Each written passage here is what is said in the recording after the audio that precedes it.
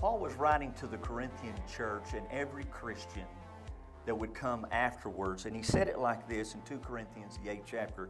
He said, I'm not trying to order you around against your will, but by bringing in the Macedonians' enthusiasm as a stimulus to your love. And so he was talking to the Corinthian church about the generosity of the Macedonian church, because the Corinthian church was, even though they were rich, they weren't sharing their wealth, and they weren't being generous to the church.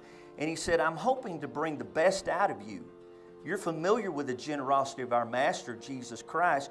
Rich as he was, he gave it all away for us. In one stroke, he became poor, and we became rich. Now, this is an explanation of how God lifted you up, but Jesus had to be a willing participant. Here's the question. Are you willing to do what Jesus did for you for others? Are you willing to be a participant? Obviously, what we do is not an equal sacrifice to what Jesus did, but will you participate in giving others a lift out?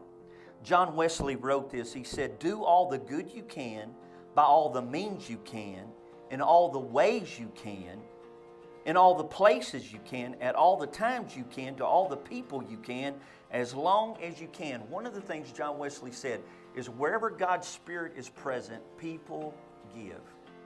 Here's the point I want to make. Acquiring money is not a profound enough life purpose to sustain the human spirit. It's not profound enough. And some of you know exactly what I'm talking about, because it is innate in our nature to just run after things and get more, and the more we get, the more we want. And so it feeds and perpetuates upon itself. However, let me tell you what is profound.